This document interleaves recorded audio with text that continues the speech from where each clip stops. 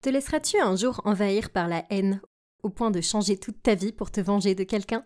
Eh bien, c'est exactement ce que j'ai fait. Et ça ne s'est pas exactement passé comme prévu. Je m'appelle Claire et j'ai 25 ans. Tout a commencé il y a 5 ans, quand mon petit ami David est parti pour étudier en France. Nous étions très amoureux à l'époque et ce n'était pas facile d'être éloignés. Mais nous nous en sommes étonnamment bien sortis. David m'a promis que nous nous marierons à son retour. Mais après quelques mois d'absence, il a commencé à prendre ses distances. Il ne m'appelait plus tous les jours et répondait à peine à mes SMS. Je pensais qu'il était peut-être trop occupé et stressé pour gérer sa nouvelle vie, tout en gérant le fait que je lui manquais. Alors j'ai décidé de faire quelque chose de fou et de m'envoler pour Paris pour lui faire la surprise le jour de son anniversaire. Je n'avais pas vraiment réfléchi. J'avais juste pris l'avion avec enthousiasme et pris un taxi pour aller à son appartement. Mais, au moment même où je l'ai vu entrer dans le hall, je l'ai regretté. David était là, mais il n'était pas seul. Il était en train d'enlacer et d'embrasser une autre fille. Et elle est même montée avec lui. J'ai senti mon sang bouillir et j'ai voulu crier. Mais au lieu de cela, je suis partie. J'étais si bouleversée, mais aussi en colère. Comment a-t-il pu me trahir comme ça? Faire un long chemin juste pour voir mon petit ami me trahir sous mes yeux était une mauvaise chose. Et je ne pensais pas que la vie pouvait être pire. Mais j'avais tort. Les choses étaient sur le point de devenir bien pire. Après avoir quitté son appartement, j'ai pris une chambre dans une auberge de jeunesse à proximité. Et j'ai pleuré jusqu'à ce que je me suis endormie. L'instant d'après, je me réveillais avec une odeur de brûlé. Oh mon Dieu, l'auberge était en feu. J'ai eu de la chance de m'en sortir vivante. Mais j'ai été grièvement brûlée et j'ai gardé une énorme cicatrice sur le visage. J'étais là, le cœur brisé et brûlé vif dans un pays étranger, où je ne connaissais personne et ne parlais pas la langue. Je ne m'étais jamais sentie aussi seule et aussi moche de toute ma vie. En me regardant dans le miroir, je n'ai ressenti que de la colère et de la rancœur contre David. Il avait détruit ma vie et je voulais à tout prix le lui faire payer. Après avoir récupéré, j'ai pris l'avion et je suis retournée aux États-Unis. C'est là que j'ai commencé à préparer ma vengeance. J'avais plus d'un tour dans mon sac, mais chaque chose en son temps. La chirurgie plastique. Dès que j'ai eu mon diplôme, je me suis fait refaire le visage. J'ai même changé mon nom, déménagé dans un nouvel appartement et vécu avec une nouvelle identité. Ma vie était déjà assez misérable, alors tout ce que je voulais, c'était recommencer à zéro. Et ça a marché. Après l'opération, je suis devenue une personne complètement différente, comme je l'avais voulu. Et en plus, j'étais encore plus belle qu'avant l'accident. Je me sentais merveilleusement bien et j'avais hâte de recommencer à vivre. Bien sûr, j'ai dû travailler comme une folle pour payer ma chirurgie plastique. Mais ça en valait la peine, n'est-ce pas? En plus de ça, c'est aussi comme ça que j'ai fait de mon mieux pour me construire une carrière. David regretterait de m'avoir trompée pour le reste de sa vie. Ça c'est sûr. Et comme prévu, après 3 ans de travail acharné, j'ai fini par être promue à un poste de direction dans l'entreprise de construction pour laquelle je travaillais. Et je suis devenue une femme belle et brillante que beaucoup de gens admirent. Au même moment, quelques-uns de mes amis m'ont dit que David était rentré de Paris et qu'il travaillait désormais pour un grand cabinet d'architectes. J'ai presque ricané quand j'ai entendu le nom de l'entreprise. C'était notre nouvelle entreprise partenaire. Oh, les choses allaient devenir amusantes. Mes amis m'ont également dit qu'il avait ramené sa petite amie française aux États-Unis avec lui et qu'ils allaient bientôt se marier. Quoi? Ils allaient se marier? Ils avaient l'air si heureux ensemble, hein? Pas étonnant que pendant toutes ces années, il n'ait pas essayé de me contacter une seule fois.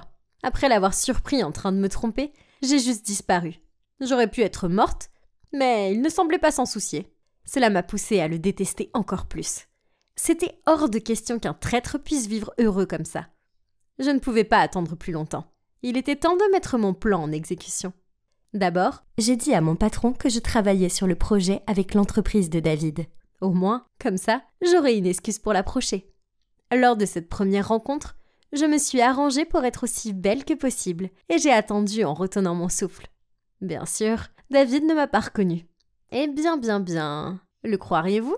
Il a continué à me regarder et à me draguer. J'ai trouvé ça hilarant et je me suis mise à le draguer en retour. Et finalement, il a compris et m'a demandé de sortir avec lui. Quel con! Je comprenais maintenant pourquoi j'avais été larguée dans le passé. Même quand il avait déjà sa fiancée, il pouvait toujours flirter tranquillement avec les autres. Pauvre fiancé. J'ai continué à jouer le jeu, et j'ai même fait des plans pour me lier d'amitié avec sa fiancée, Valérie. Je savais qu'elle traînait dans un certain café. Alors un jour, j'y suis allée et je l'ai accidentellement bousculée, faisant tomber de l'eau sur sa magnifique tenue. J'ai continué à m'excuser et lui ai dit que je paierais pour la faire nettoyer à sec. Et finalement, nous avons commencé à discuter et à sympathiser. Nous avons échangé nos numéros et je lui ai demandé si elle voulait aller faire du shopping un jour, ce qu'elle a accepté. C'était beaucoup trop facile. Quelques jours plus tard, nous sommes allés faire du shopping.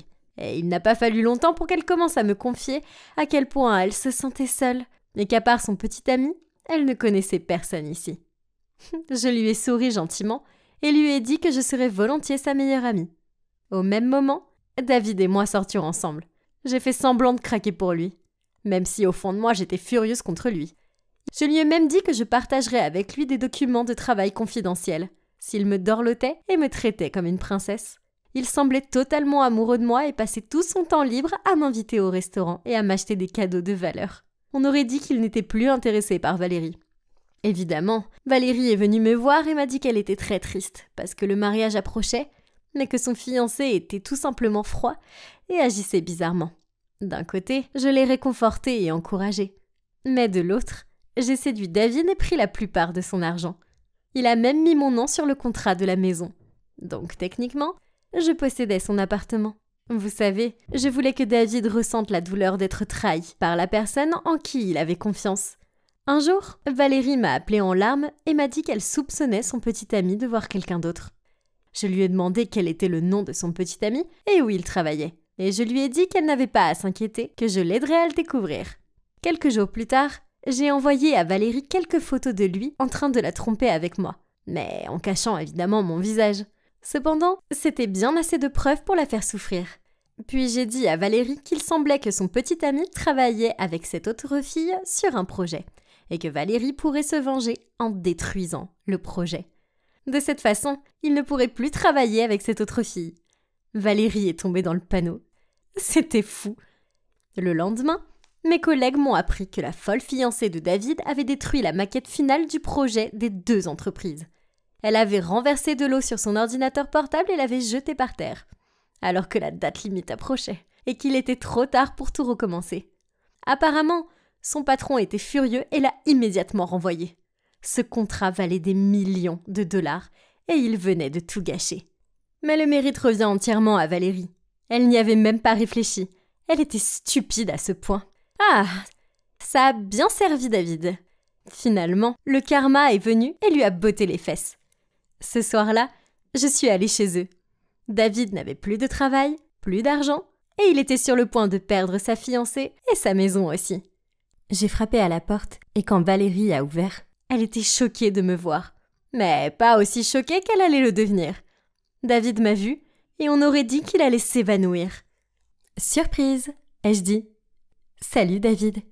Valérie a eu l'air confuse et a dit « Attendez, vous vous connaissez ?» J'ai rigolé et j'ai dit « Bien sûr que oui, Valérie. En fait, je suis l'autre femme avec laquelle il te trompe. Et ce n'est pas tout. Je suis en fait l'ex de David. » Puis, je me suis tournée vers David. « C'est vrai, David, c'est moi. Claire. » Valérie, quand il est venu à Paris, il sortait avec moi. Et puis il m'a trompée avec toi. Alors je me suis vengée. Les deux avaient l'air complètement abasourdis. Et au lieu de me crier dessus, ils ont commencé à se battre entre eux. Valérie criait « Comment tu as pu me faire ça ?» David a répliqué en criant « Tu es folle ! Si tu n'avais pas ruiné mon ordinateur portable, les choses ne se seraient pas passées comme ça. »« Oh, vraiment ? Si tu ne m'avais pas trompée, je n'aurais pas fait ça. » a dit Valérie en éclatant en sanglots. Très vite, elle a découvert que la maison m'appartenait maintenant, ainsi que tout son argent. Et c'est là que tout est parti en vrille. Je suis restée là, à admirer la façon dont ma vengeance s'était déroulée. Finalement, ils ont rompu et j'ai décidé de les virer de la maison. Le plan de vengeance que je mettais au point depuis des années a donc réussi. Cependant, il y avait un problème. Le prix que j'ai payé pour ça n'était pas des moindres.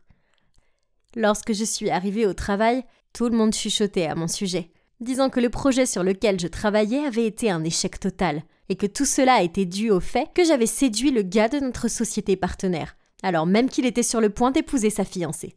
C'était un désastre, ma réputation était ruinée. Je ne pouvais pas supporter que tout le monde soit contre moi. Alors j'ai démissionné. J'ai décidé de passer un peu de temps à la maison pour essayer de me vider la tête. Je ne comprenais pas. J'avais passé des années à préparer ma vengeance, et maintenant qu'elle avait enfin été couronnée de succès, pourquoi je me sentais si mal ? J'étais tellement occupée à ruiner la vie de David que je n'avais pas pensé aux conséquences sur ma vie. Je me suis faite des illusions. Par-dessus tout, la joie et la satiété de les voir tous les deux déménager de la maison n'étaient que temporaires. Et ce qui restait après ça n'était qu'un sentiment de vide. Qu'est-ce que j'avais fait ? Je n'ai fait que ruiner la vie des gens. Surtout celle de Valérie. Elle était innocente dans tout ça. Comment ai-je pu être si cruelle ? Un jour, alors que je marchais dans la rue, je l'ai vue à l'arrêt de bus. Et elle avait l'air si triste et si maigre. Et ça m'a tourmentée. Cette pauvre fille ne méritait pas ça. Je ne pouvais pas rester là sans rien faire. Je devais m'excuser. J'ai donc traversé la rue en courant. Mais le temps que j'arrive, le bus s'était passé et elle était partie. J'ai décidé alors de l'appeler. J'ai demandé si nous pouvions parler et au début, elle a refusé.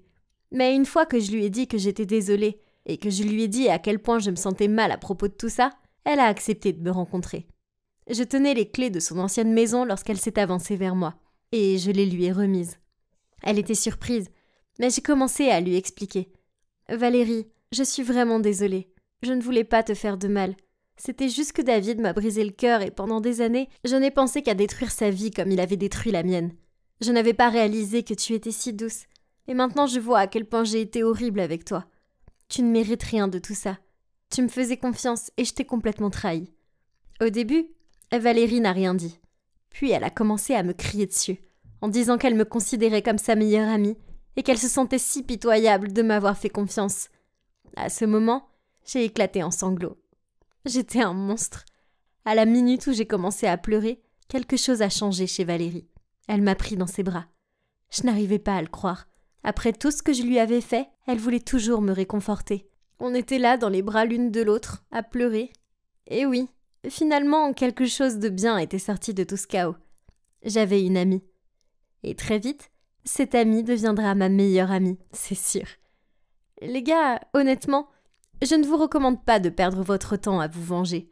J'ai gâché tant d'années de ma vie à être obsédée par le fait de faire du mal à David. Et au final, ça n'a fait du mal qu'à moi-même et à la pauvre innocente Valérie.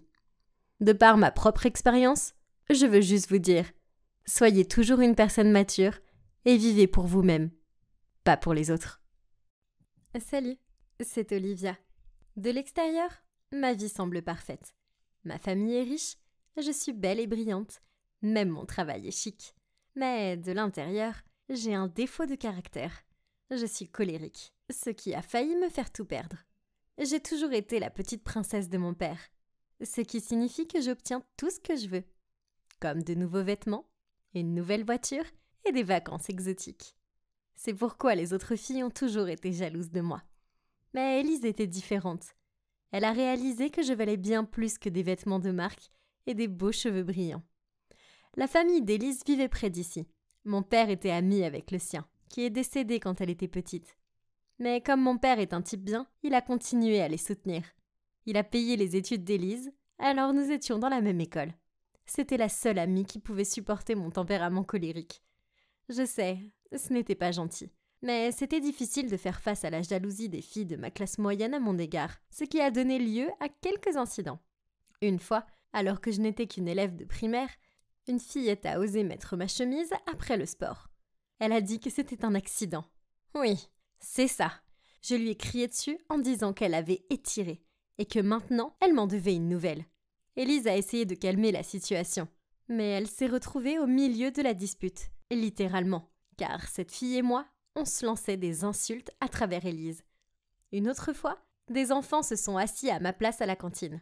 Et lorsque je leur ai demandé de bouger, ils ont refusé. J'étais furieuse, alors j'ai versé ma crème anglaise sur eux. Voyant que les enfants étaient sur le point de devenir fous, Élise leur a passé une serviette, s'est empressée de s'excuser et m'a fait sortir de là avant que je ne les recouvre d'une autre partie de mon repas. Elle comprenait à quel point je m'énervais sur certaines choses, mais ne s'est jamais énervée contre moi à ce sujet. C'est pourquoi notre amitié a perduré jusqu'à l'âge adulte. C'est parfait d'avoir une amie comme Élise pour grandir. Mais ce qui a rendu ma vie encore plus parfaite, c'est l'arrivée de notre jeune voisin. Oui, une nouvelle famille venait d'emménager. Et ma mère m'a dit qu'un joli garçon de mon âge allait à la rencontre des voisins. J'ai couru pour voir ce qui se passait et j'ai trouvé Élise debout sous mon porche en train de parler à un gars super mignon. J'ai arrangé mes cheveux et j'ai bondi vers eux. « Salut Élise !» Je lui ai souri, puis je me suis tournée vers lui et j'ai dit « Salut !» On ne s'est certainement pas rencontrés avant, parce qu'il n'y a aucune chance que je t'oublie. Il a souri en retour et s'est présenté comme Samuel et a dit qu'il vivait dans ce quartier. Je me suis assise sur le canapé dans la maison d'Élise et j'ai fait des recherches sur Samuel. Et j'ai découvert qu'il était un influenceur assez célèbre. Son père est parti avec une autre femme et il a fondé une nouvelle famille. Alors Samuel vivait avec sa mère et sa grand-mère. Et le meilleur de tout, c'est qu'il était célibataire. J'ai agrippé le bras d'Élise et insisté pour qu'elle m'aide à faire de Samuel mon petit ami. Elle avait l'air un peu mal à l'aise au début, puis elle a accepté à contre-cœur de m'aider. J'ai persuadé Élise de prétendre qu'elle avait perdu son téléphone. Puis je suis allée chez Samuel et je l'ai supplié de venir nous aider à le chercher. Il a passé toute l'après-midi à essayer de nous aider à le chercher, pour finalement l'entendre sonner dans ma poche. Oups! Puis, une fois, cette fois ce n'était pas planifié. Mais j'ai réussi à coincer un de mes nouveaux talons dans une plaque d'égout. J'étais là à hurler quand Samuel est passé devant moi et m'a dit d'enlever ma chaussure. J'ai refusé. Avait-il la moindre idée de leur prix? Il s'est contenté de rire et m'a dit de m'appuyer sur lui pendant qu'il retirait soigneusement ma chaussure. Quel cœur ne fondrait pas pour ce gentil garçon? Après cela, nous avons commencé à parler davantage, puis nous avons bavardé tous les jours. Il avait le sens de l'humour et était très gentil avec moi. C'était tellement merveilleux de savoir qu'il a été impressionné par mon côté mignon, cachant le téléphone d'Élise dans ma poche pour trouver une chance de se faire des amis. Comme c'est embarrassant. Mais on dirait que ça lui a plu, car au bout de 2 mois, il m'a demandé de sortir avec lui. Et nous sommes rapidement devenus un couple officiel. J'ai adoré être entourée de sa famille, car sa mère et sa grand-mère étaient si douces et gentilles. Puis mon père a dit qu'il avait besoin de moi pour un voyage d'affaires de 3 mois à San Diego. Je ne voulais pas quitter Samuel pour si longtemps, mais je ne pouvais rien y faire. Oh, être un adulte, ça craint parfois. Je devais juste faire mes valises et prendre le vol pour San Diego, et finir le travail aussi vite que possible. Je ne me doutais pas que des choses terribles pouvaient arriver dans les 3 mois à venir. Un soir, ma mère m'a appelée. Elle était furieuse au début, et je n'arrivais pas à comprendre ce qu'elle disait. Finalement, elle s'est assez calmée pour que je puisse comprendre ses mots. « Olivia, j'ai trouvé le test ADN caché dans un des classeurs de ton père. Élise est sa fille biologique. Tout ce temps, il nous a menti. Je ne peux pas supporter ça. Je demande le divorce et je ne serai heureuse que lorsqu'il n'aura plus rien. » Quoi? Élise était ma sœur? Non, ce n'était pas possible. J'ai appelé Élise pour savoir ce qu'il en était. Dès qu'elle a décroché, je lui ai crié « Ton père est mon père? Comment as-tu pu garder ça secret? Tu es une ordure, et ta mère aussi. Vous êtes toutes les deux d'ignobles et affreuses chercheuses d'or, et je vous déteste toutes les deux. » Élise a bafouillé. « Quoi? Hein? Je ne comprends pas. Tu m'as entendu. Tu es une ordure et ta mère aussi. Elle n'est rien qu'une garce obsédée par l'argent et menteuse. Et je la déteste. » En pleurant, Élise a répondu « Ne parle pas de ma mère comme ça. » Ça m'a mis encore plus en colère. Alors j'ai crié « Je vais dire ce que je veux. Je te déteste et je la déteste. J'espère que vous tomberez toutes les deux dans un gouffre et que vous n'en sortirez jamais. » Soudain, j'ai entendu une voix en arrière-plan. « À qui parles-tu? Et pourquoi es-tu si contrarié ?» Je connaissais cette voix. C'était celle de Samuel. Pourquoi était-il avec Élise? J'étais sur le point de lui crier de rester loin de mon petit ami, mais elle a raccroché. J'ai immédiatement essayé d'appeler Samuel, mais il n'a pas répondu. J'étais tellement en colère que j'ai crié. Puis je suis allée dans la cuisine et j'ai commencé à briser des verres sur le sol et à balayer des objets des armoires. Le lendemain, Samuel m'a appelée. Je pensais qu'il essayait de s'en sortir après ce qu'il a fait. Alors j'ai répondu en disant « Oh, salut Samuel, c'est sympa d'avoir enfin des nouvelles de toi. » Il a répondu « Salut Olivia. Écoute, j'ai quelque chose d'important à te dire. C'est ma grand-mère. Elle est à l'hôpital et je ne peux pas payer les factures médicales. Je déteste demander, mais s'il te plaît, puis-je t'emprunter de l'argent? Furieuse, j'ai crié. Pour qui tu te prends? Tu m'as fait un sale coup derrière mon dos? Et maintenant tu as le culot de me demander de l'aide? Ce n'est pas mes affaires, mec. Il s'est tu, puis il a raccroché. Au début, j'étais furieuse. Comment osait-il me faire ça? Mais une fois que j'ai eu le temps de me calmer, j'ai pensé que j'avais peut-être réagi de façon un peu excessive. Je veux dire, j'aurais pu lui donner une chance de s'expliquer. Alors j'ai essayé de le rappeler, mais il ne m'a pas répondu. J'ai appelé Élise et, de ma voix la plus calme, je lui ai demandé de me dire ce qui se passait. Elle m'a dit qu'elle n'avait aucune idée que mon père était aussi son vrai père, et que c'était beaucoup pour elle. Puis elle a dit qu'elle n'était passée chez Samuel que la nuit dernière parce que sa grand-mère avait de la fièvre et qu'elle essayait de l'aider, mais que sa fièvre s'était aggravée et qu'elle avait été hospitalisée. Je me suis sentie assez mal à propos de tout ça. Alors j'ai essayé de rappeler Samuel pour démêler cette situation. Mais il avait bloqué mon numéro. Je lui ai transféré de l'argent pour les dépenses de sa grand-mère, mais il me l'a renvoyé directement. Ouf! C'était si dur d'être si loin de Samuel et de ne pas pouvoir aller clarifier les choses avec lui. Il me manquait et ça me rendait dingue. À cause de ça, je me suis confiée à Élise. Et elle m'a tenue informée de l'état de la grand-mère de Samuel, qui apparemment n'allait pas bien du tout. Puis, un jour, elle a eu une idée pour m'aider.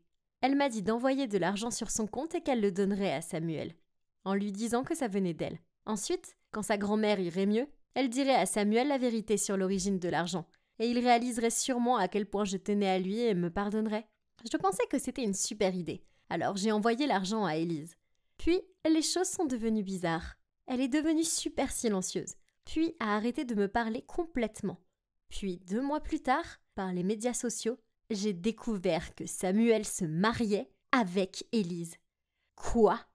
Après avoir hurlé comme une folle, je me suis suffisamment calmée pour réserver un vol de retour.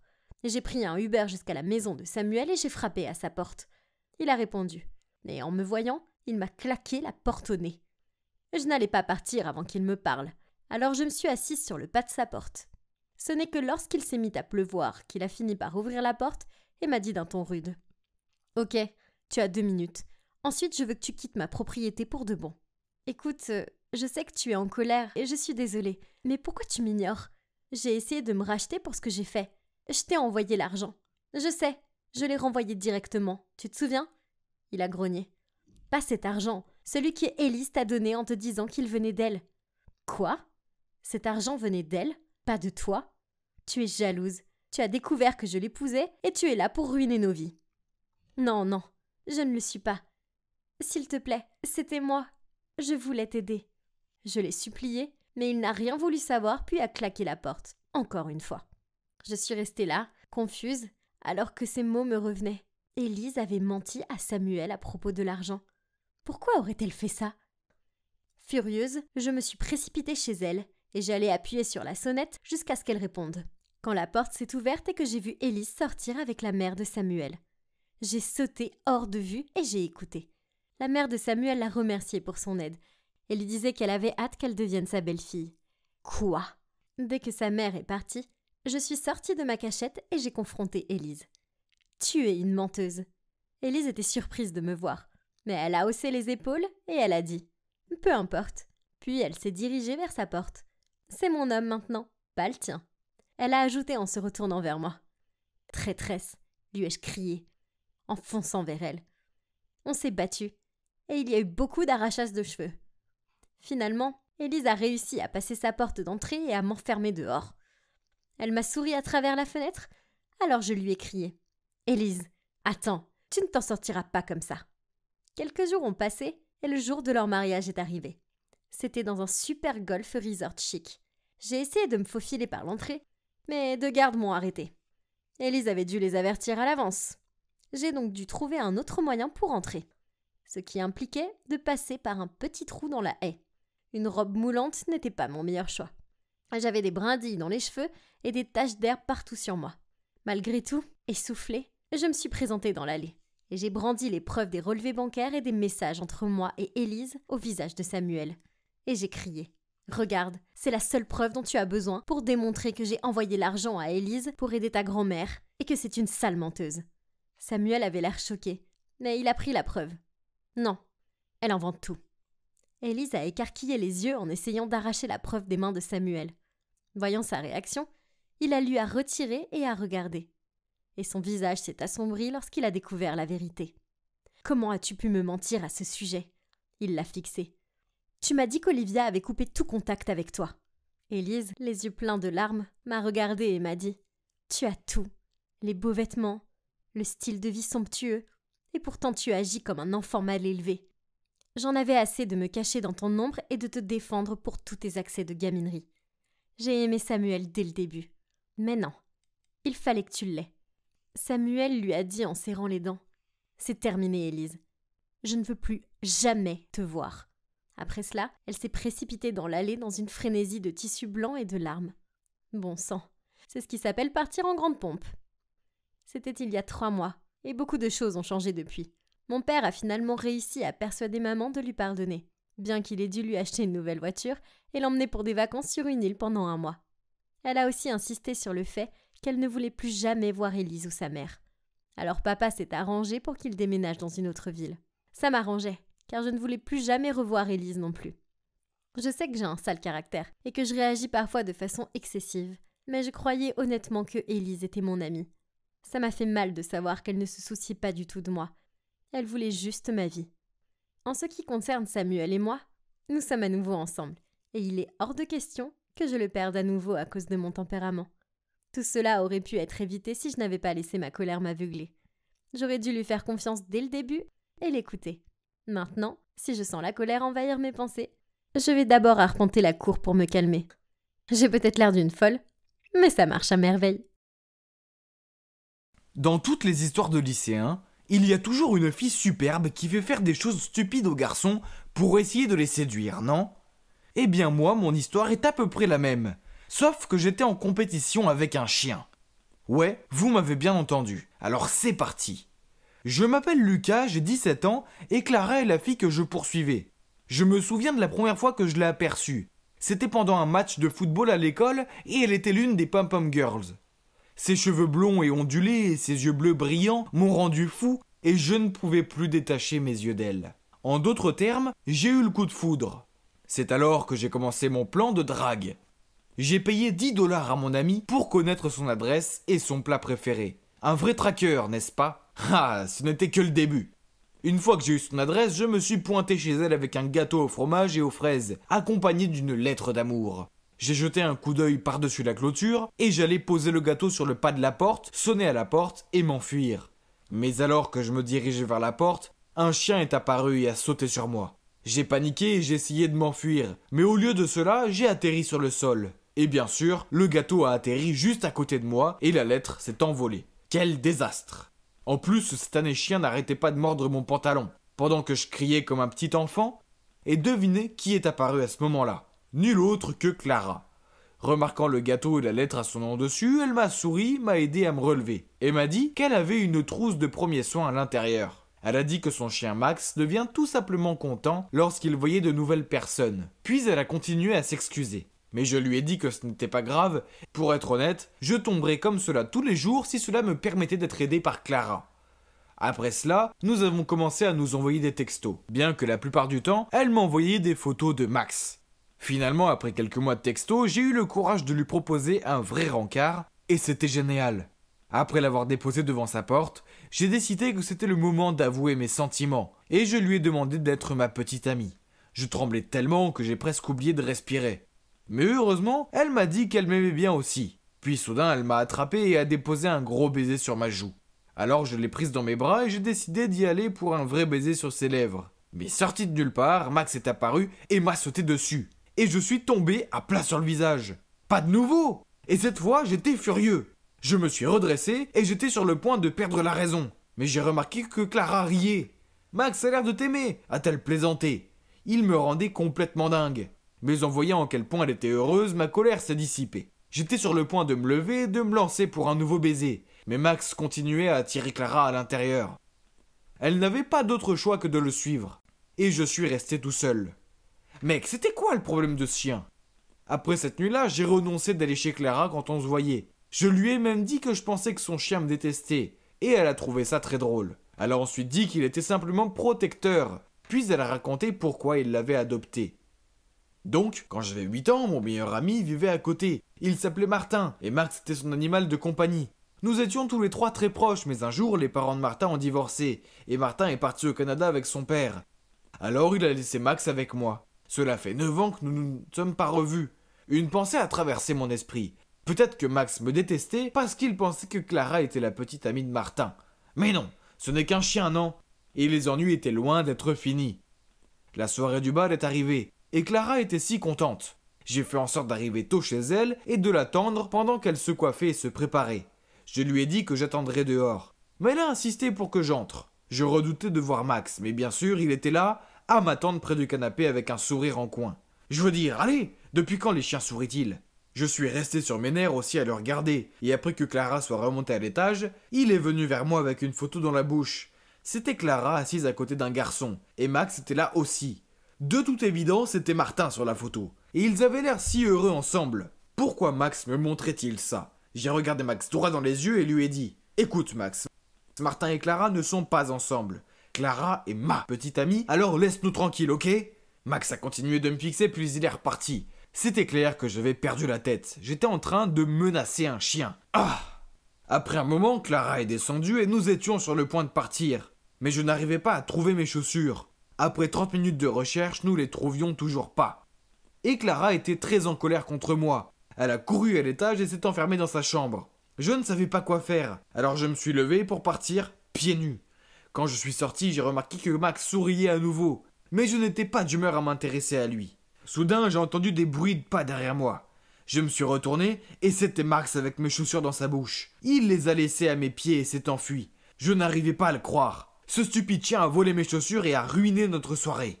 J'ai passé la semaine suivante à envoyer des SMS à Clara pour essayer de m'excuser. Et finalement, elle m'a pardonné.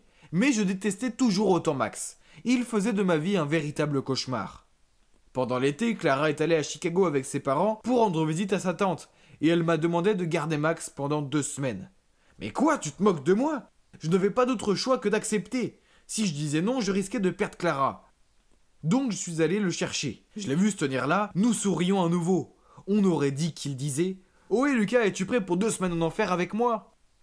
Le pire, c'était toutes les instructions que Clara m'avait données sur la façon de prendre soin de son précieux Max. Donne-lui des aliments bio pour chien 3 fois par jour dans son bol spécial. Ensuite, assure-toi qu'il fasse 2 promenades par jour et pas moins de 8 minutes chacune. Et tous les soirs à 18h, il a besoin de son bain avec son gel moussant pour chien. Il aime être massé derrière les oreilles, et s'il te plaît, lui une histoire avant de se coucher pour qu'il fasse de beaux rêves. Ça doit être une sorte de blague. Comment pourrais-je me souvenir de tout ça? Et comme prévu, dès le premier jour, ce fut un désastre total.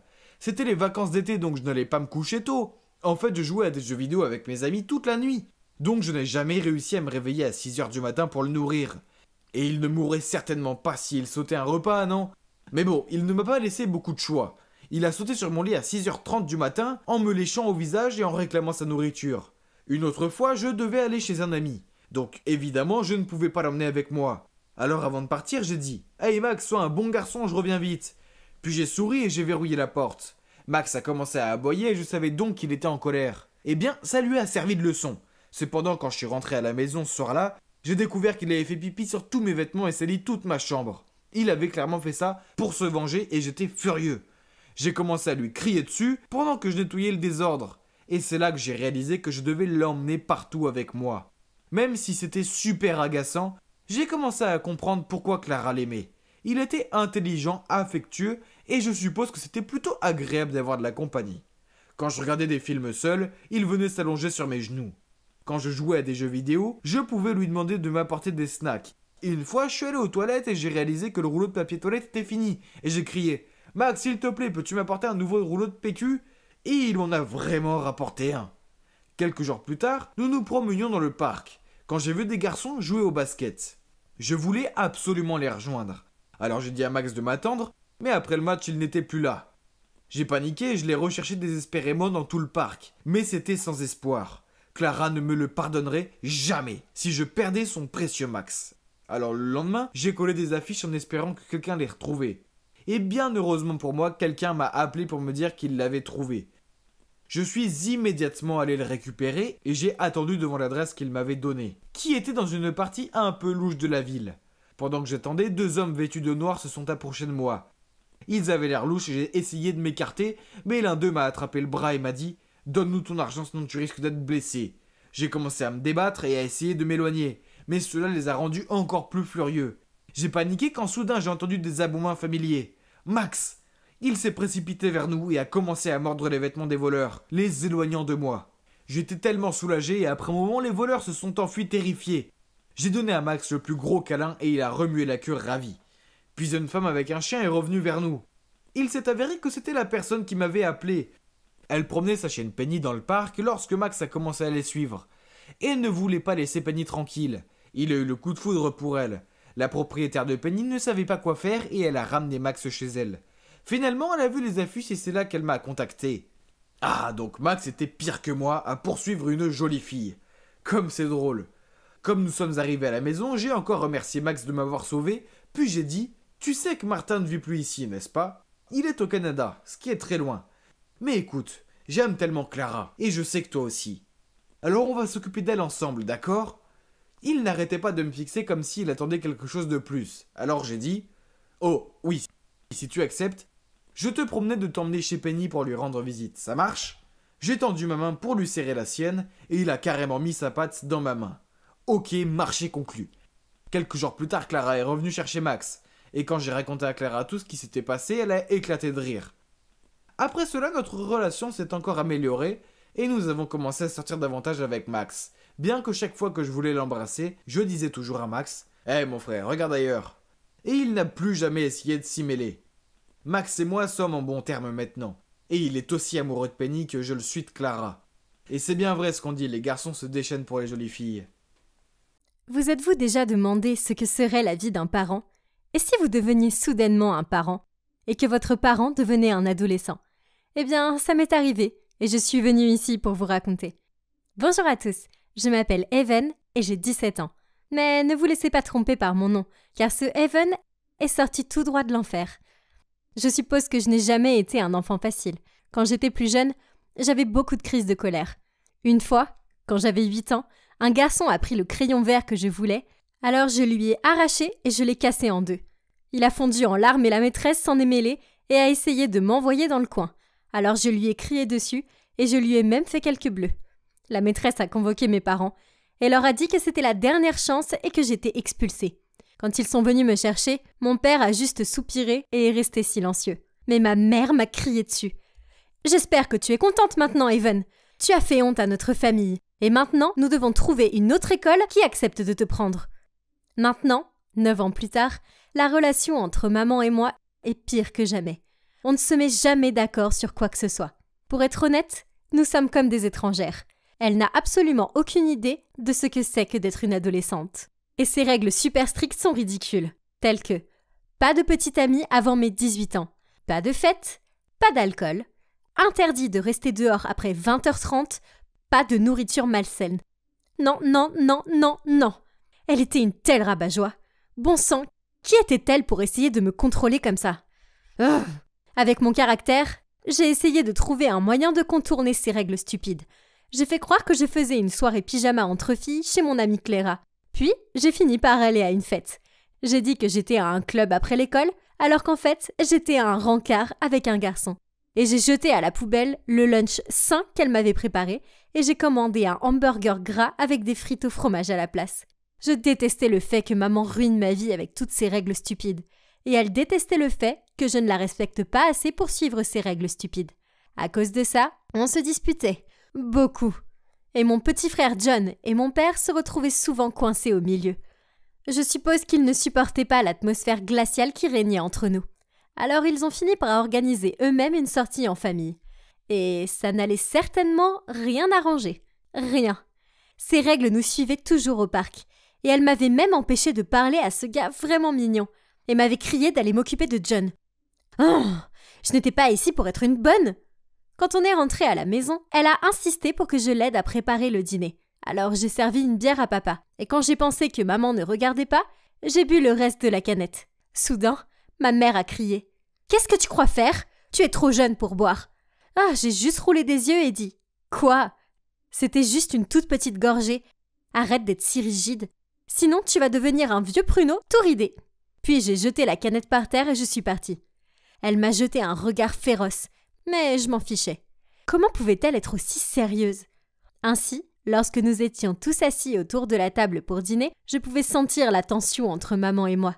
Elle a passé à John une assiette pleine de nuggets de poulet, mais elle m'a passé une assiette pleine de brocolis. Burk. Où sont mes nuggets ? J'ai demandé. Maman a répondu. John est un garçon en croissance. Par contre, toi, tu as besoin de manger des légumes car tu deviens un petit peu rondelette. Comment ose-t-elle ? Je n'étais même pas grosse. En fait, je suis si maigre que je pourrais être un mannequin. Si quelqu'un devait faire attention à son poids, c'était elle, pas moi. C'était elle qui se serrait dans son vieux jean moulant. Alors, j'ai pris mon assiette de brocolis et je l'ai jetée à la poubelle. Maman s'est levée et a dit « Bien, reste affamée, je m'en fiche. Et tu dois nettoyer derrière toi à partir de maintenant. » J'ai répondu en hurlant « C'est ridicule! Mon estomac est vide et tu me donnes des corvées? Est-ce de la maltraitance d'enfant ?» C'est alors que mon père nous a fait sursauter en tapant du poing sur la table. « Ça suffit, toutes les deux. Commencez à agir comme des adultes. » Nous avons toutes les deux murmuré « Désolée. » Puis papa a eu une idée folle. « Ok, si vous ne pouvez pas vivre en harmonie, pourquoi ne pas échanger vos places ?» Maman et moi étions un peu confuses. « Qu'est-ce que tu veux dire ?» Je lui ai dit. « Eh bien, c'est simple. Even, tu échangeras ta place avec maman et tu feras le ménage, les courses, le dîner. Tu t'occuperas de John et ainsi de suite. Tandis qu'Ariana, il regarde maman, tu revivras ton adolescence et tu iras à l'école. Disons, pendant 2 jours. » Maman semblait ravie à l'idée d'être moi. Quant à moi, je n'étais pas convaincue. Je veux dire, qui aime faire des corvées ? De plus, demain à l'école, c'était le jour du pique-nique des classes, ce qui signifiait pas de cours, beaucoup de nourriture savoureuse et beaucoup de temps à contempler les garçons mignons. Mais maman semblait si excitée à l'idée d'être moi. Alors, j'ai décidé que je pouvais en tirer un avantage. « Ça veut dire que je n'ai pas à suivre de règles stupides ?» j'ai demandé. Et maman et papa ont hoché la tête en signe d'accord. « Ok alors, toutes les règles strictes sont supprimées. Ça veut dire que je peux manger du chocolat au lit ?» a demandé John. J'ai souri. Bien sûr que oui. Maman a juste haussé les épaules et a dit « D'accord maman. Maintenant, je dois préparer des trucs pour mon pique-nique. » Et elle a couru en haut, toute excitée. Ce serait un jeu d'enfant. Pas vrai ? Je veux dire, à quel point pourrait-il être difficile d'être maman ?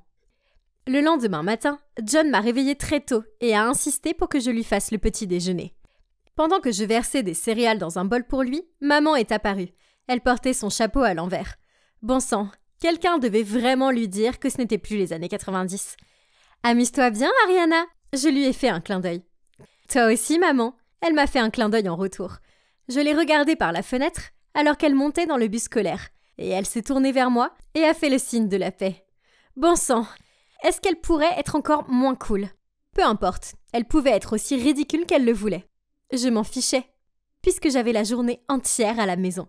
Ou du moins, jusqu'à l'heure d'aller récupérer mon frère à l'école. Je n'ai pas pris la peine de charger le lave-vaisselle. J'ai évité l'énorme pile de linge et j'ai décidé de passer la matinée sur le canapé à regarder un film de gonzesse et à me vernir les ongles. Ah, c'était la belle vie. Quelques heures ont passé et je me suis tellement ennuyée et j'ai eu faim. Alors je suis allée dans la cuisine pour chercher de la nourriture. Mais les placards étaient vides. Alors j'ai remarqué une liste de courses et de l'argent sur le comptoir. À contre-cœur, je me suis dirigée vers le magasin du coin. Mais j'ai ignoré la liste et j'ai acheté plein de snacks. C'est moi la maman, c'est moi qui fixe les règles. Finalement, je me suis tellement ennuyée que j'ai fini par faire la lessive. Je ne savais pas vraiment ce que je faisais. Alors, j'ai tout jeté dans la machine. J'ai tripoté le cadran et j'ai espéré que tout irait bien. Puis mon téléphone a sonné. C'était Clara. Alors j'ai répondu et elle a dit « Hey, pourquoi ta mère est ici à ta place ?»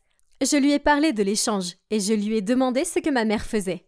Elle s'est tue pendant une seconde, puis elle a dit « Eh bien, elle apprécie vraiment le pique-nique. En fait, elle montre à Madame Puller ses compétences en matière de dabbing. » Quoi ? Ma mère faisait du dabbing, ce que personne ne faisait plus, et devant notre ancien professeur de sciences. Est-ce qu'elle essayait de m'humilier ? Peu importe. Ma mère pouvait s'y mettre. J'avais des tâches ménagères à faire. Bon sang, c'est quoi ces corvées ? On dirait vraiment qu'elles ne finissent jamais. À la fin de la journée, j'étais tellement épuisée que j'ai commandé des plats à emporter pour tout le monde et je me suis effondrée devant la télé. J'ai finalement eu l'occasion de rester dehors tard, mais je n'avais pas l'énergie pour le faire. Puis, le lendemain, alors que je faisais encore d'autres tâches ménagères, mon ami Patrick m'a envoyé une photo. C'était maman.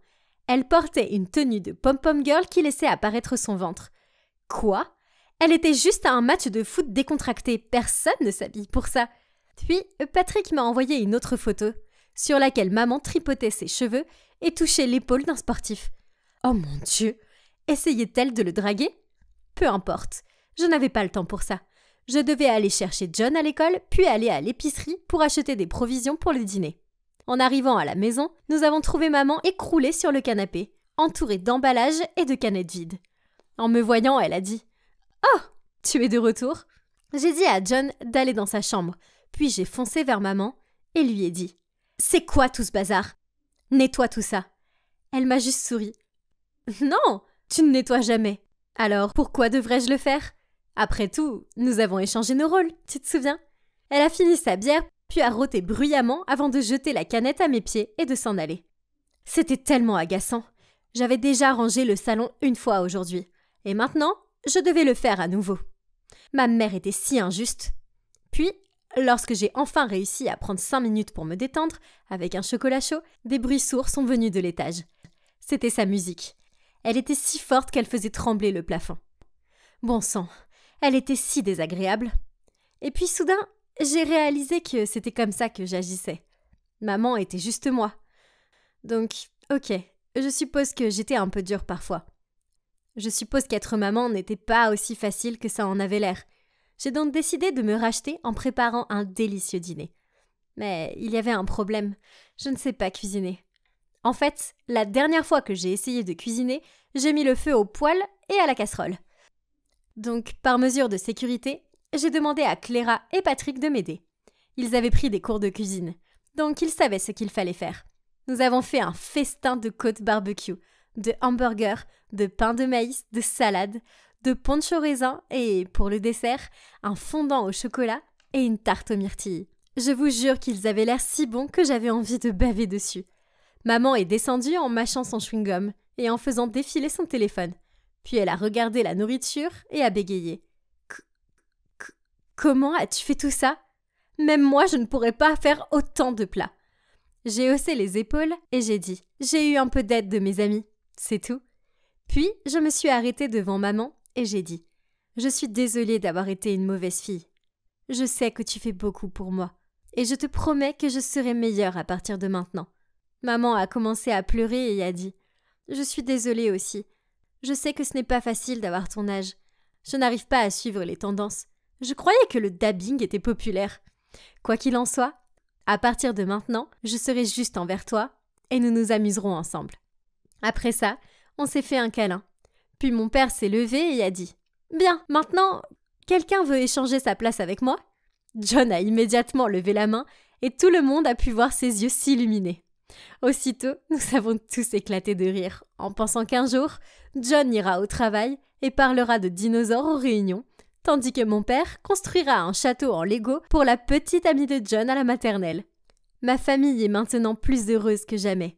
Tout cela grâce à l'idée folle de mon père. Vous ne devriez jamais manquer de respect à vos parents. Sinon, vous pourriez vous retrouver à leur place. Littéralement. Et croyez-moi, je suis prête à accepter des règles strictes et des parents exigeants, si l'alternative est de faire les courses et les tâches ménagères.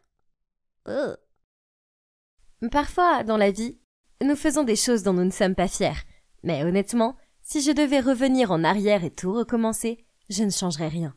Écoutez mon histoire et dites-moi si vous pensez que j'ai fait le bon choix. C'était un parcours de fou. Je m'appelle Delphine et j'ai grandi orpheline. Lorsque j'avais seulement 5 ans, mes parents ont été arrêtés car ils appartenaient à une sorte de mafia. Je n'avais pas de famille. Alors on m'a envoyée dans un orphelinat. J'étais trop jeune pour vraiment comprendre tout cela. Je pensais simplement que mes parents étaient tellement occupés par leur travail qu'ils n'avaient pas le temps de s'occuper de moi. Mais plus tard, j'ai compris que mes parents étaient de mauvaises personnes, qu'ils me frappaient souvent et qu'ils me privaient même de nourriture quand je faisais des bêtises. Au cours des 4 années suivantes, j'ai été adoptée par 3 familles différentes. Les 2 premières expériences ne se sont pas bien terminées, et les familles m'ont renvoyée.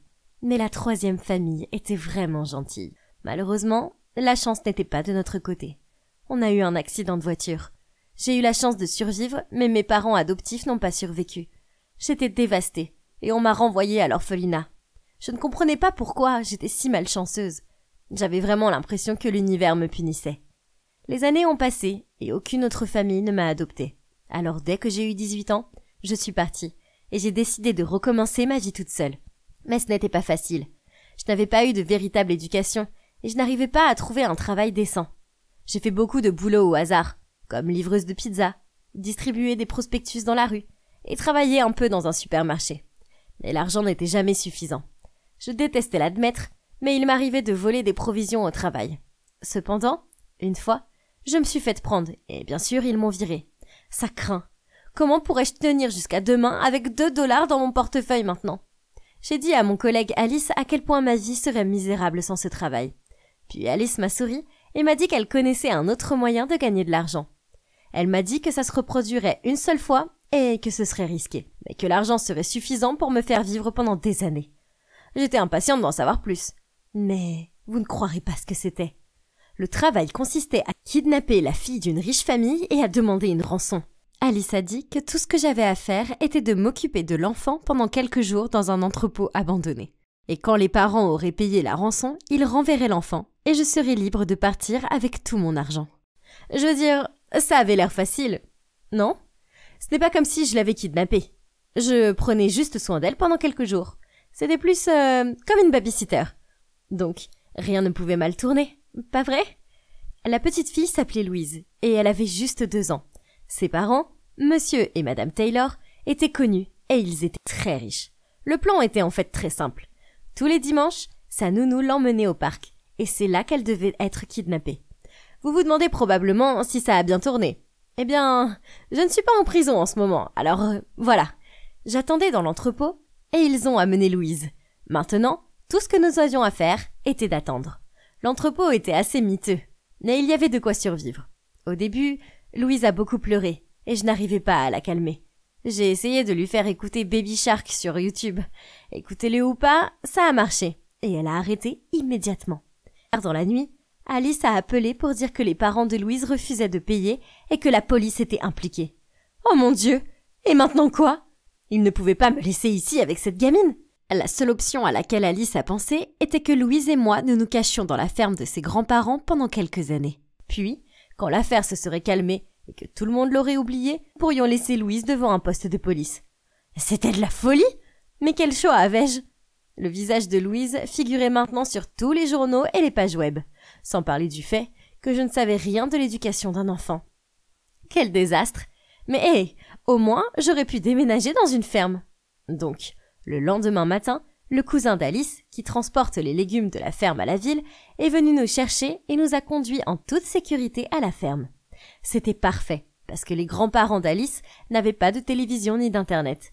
Donc, ils ne savaient rien de l'enfant disparu. Alice leur a dit que j'étais une mère célibataire et que je n'avais nulle part où vivre. Alors, ils nous ont chaleureusement accueillis et ont dit qu'en échange, je pourrais les aider à la ferme. Ces premières semaines ont été une torture. Louise était si méchante. Chaque fois que je lui donnais à manger, elle jetait sa nourriture autour d'elle. Et une fois, elle a jeté un bol de soupe chaude sur ma tête.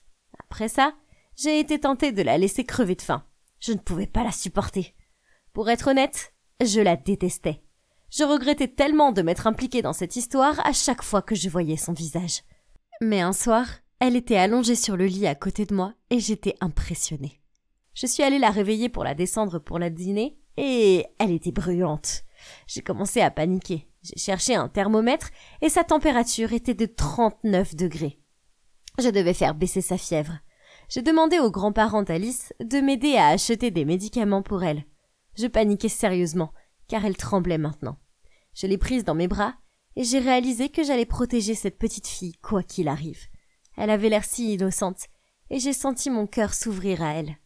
Nous avons dû nous endormir, car je me suis soudainement réveillée 1 heure plus tard et j'ai été soulagée de voir que sa température était redevenue à la normale.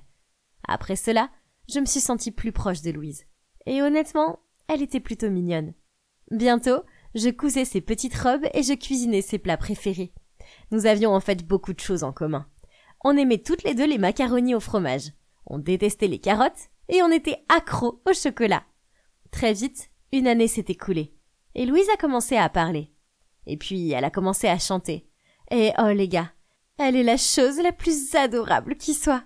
Et puis un jour, elle s'est tournée vers moi et m'a dit « Maman, j'ai presque pleuré, je me sentais si heureuse. » Mais ce n'était pas bien. Je devais la rendre à ses parents. Elle ne méritait pas de vivre une vie loin d'eux, comme j'ai dû la vivre moi loin des miens. Alors, j'ai fait quelque chose de fou. J'ai vu que les parents de Louise cherchaient une femme de ménage à temps partiel. Alors j'ai utilisé un faux nom et j'ai postulé pour le job. Je voulais savoir si c'était sûr de rendre Louise sans me faire prendre. Mais il a été immédiatement clair que quelque chose n'allait pas. C'était comme si elle ne leur manquait pas. Je veux dire, imaginez si votre enfant avait été kidnappé. Vous pleureriez sûrement beaucoup, non? Cette famille était différente. Tout ce qu'ils semblaient faire était de travailler. C'était si facile de se faufiler dans leur maison.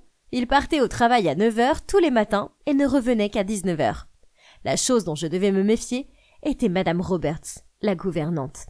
Un jour, je cherchais la chambre de Louise pour voir si je pouvais prendre certains de ses jouets. Mais je ne la trouvais nulle part. Il n'y avait pas une seule pièce qui ressemblait à celle d'un enfant de 2 ans. Avait-il vraiment déjà rangé sa chambre? Ou ils ont juste abandonné tout espoir? Alors, j'ai décidé de fouiller le sous-sol et, pote, j'ai trouvé une boîte pleine de jouets.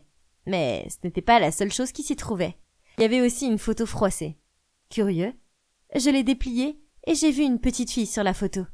J'ai gelé. Cette petite fille n'était pas Louise.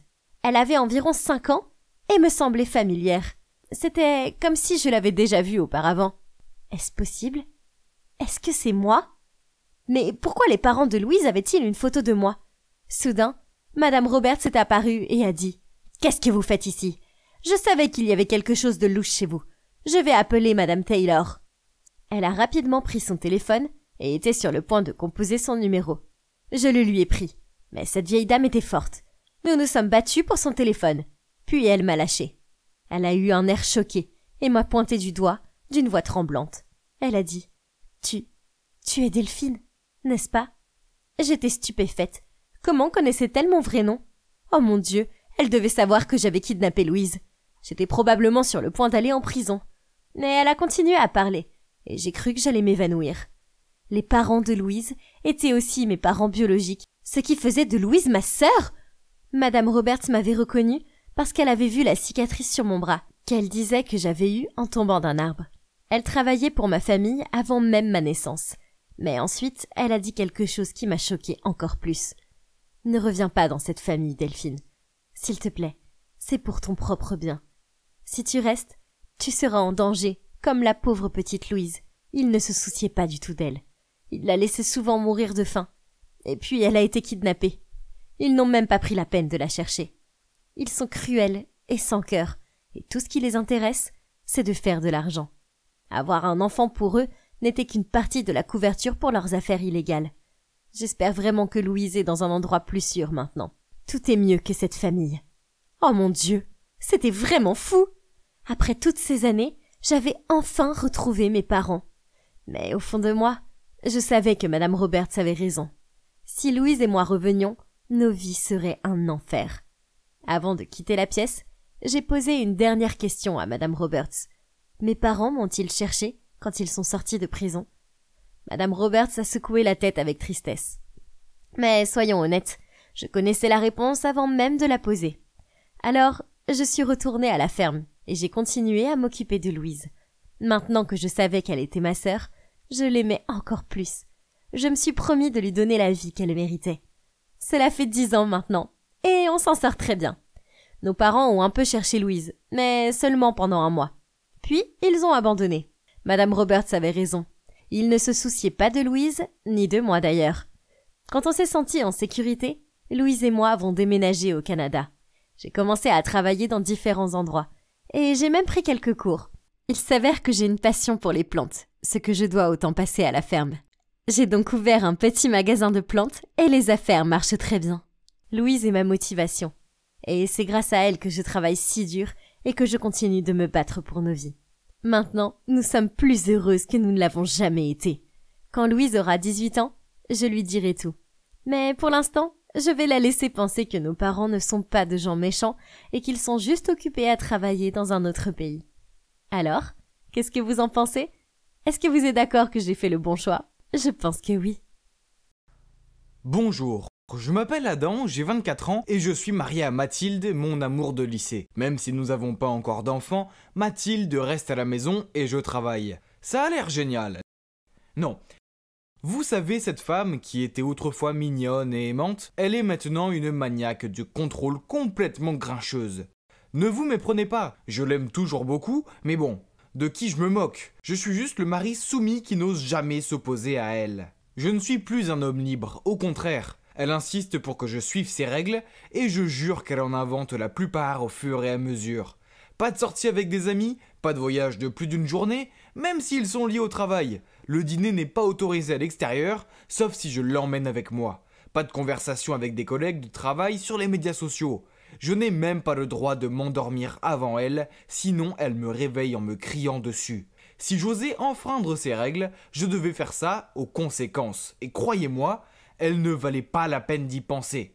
Par exemple, une fois, je suis resté un peu tard au travail et le lendemain, elle m'a préparé des sandwichs moisis. Je n'ai pas remarqué avant d'en avoir pris une grosse bouchée.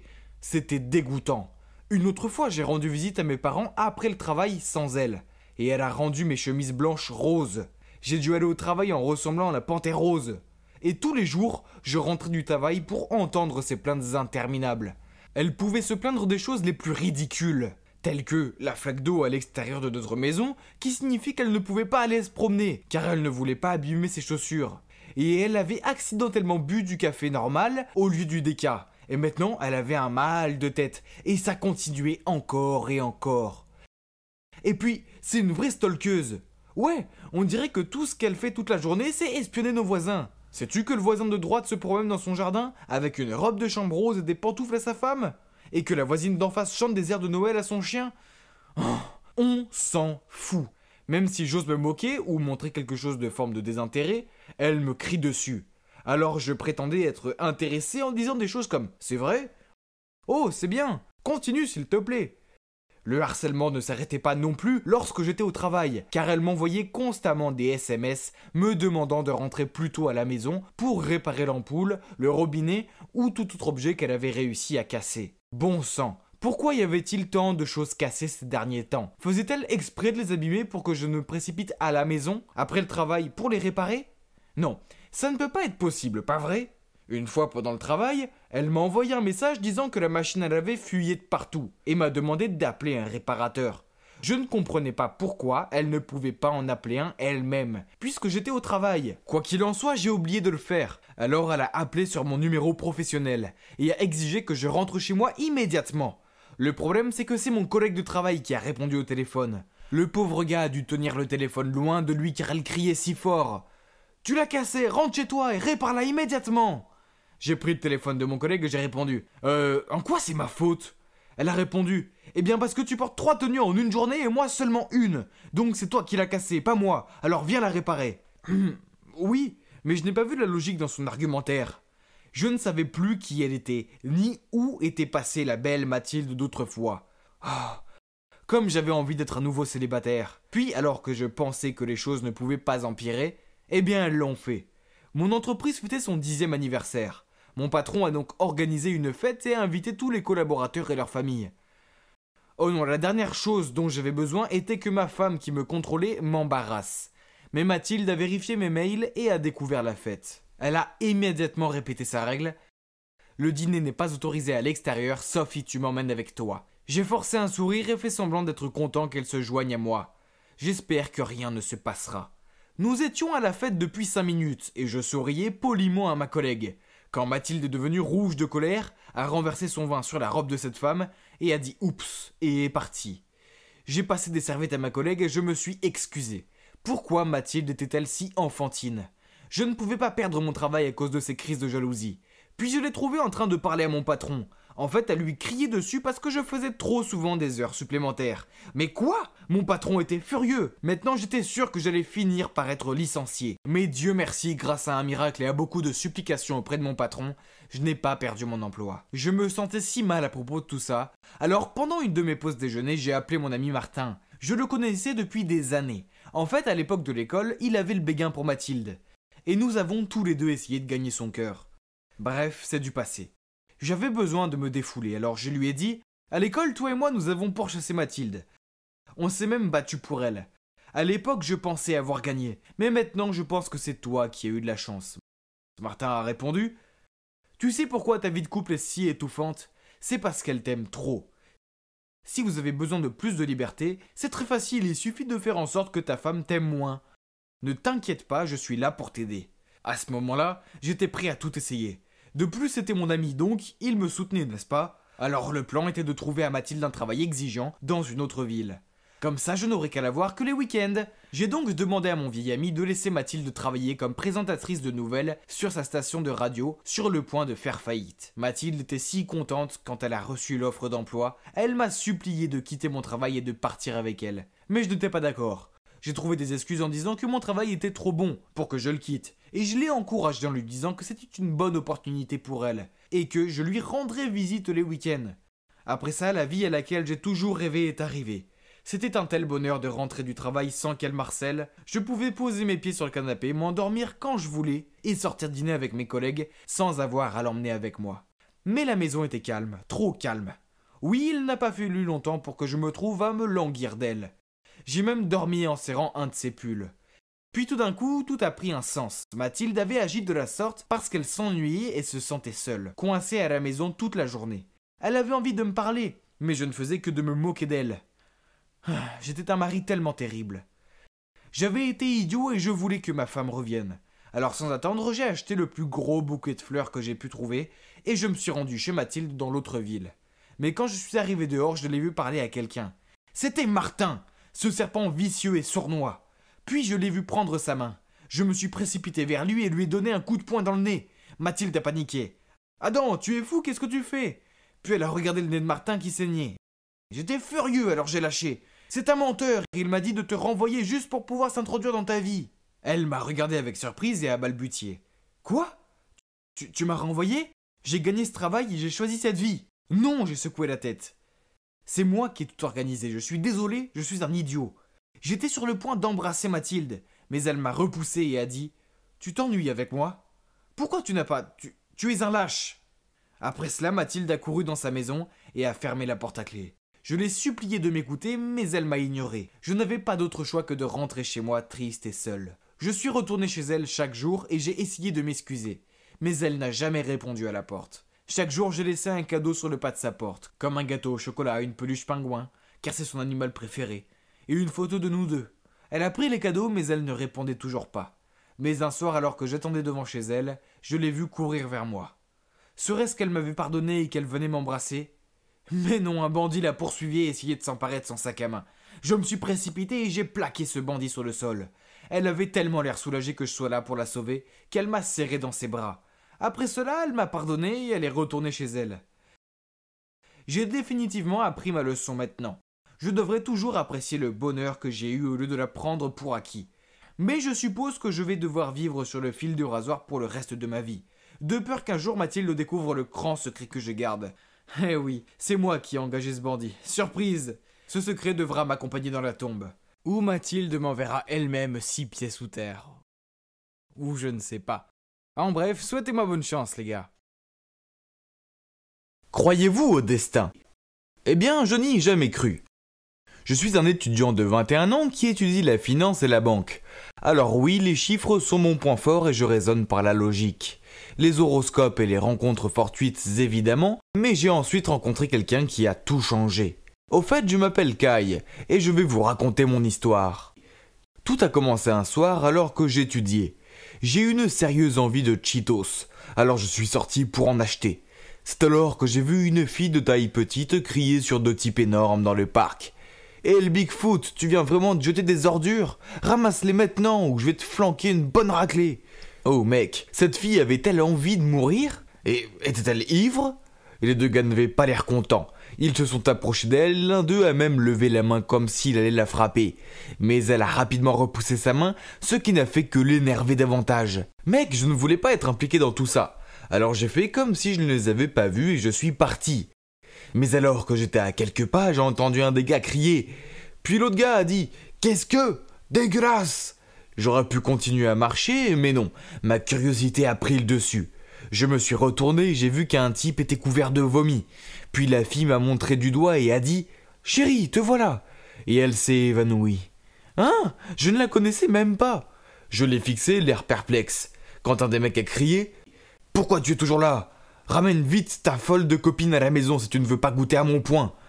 J'étais tellement effrayé, je me suis précipité et j'ai soulevé cette fille. Je n'avais aucune idée de qui elle était, ni où elle vivait. Ah, c'était fou.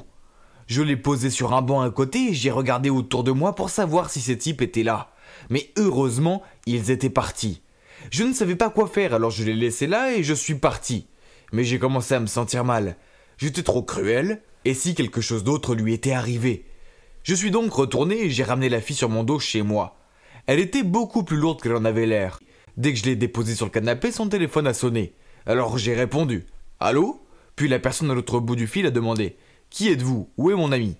J'ai marmonné mon adresse, j'étais sur le point de lui dire de venir chercher son ami, mais elle avait déjà raccroché.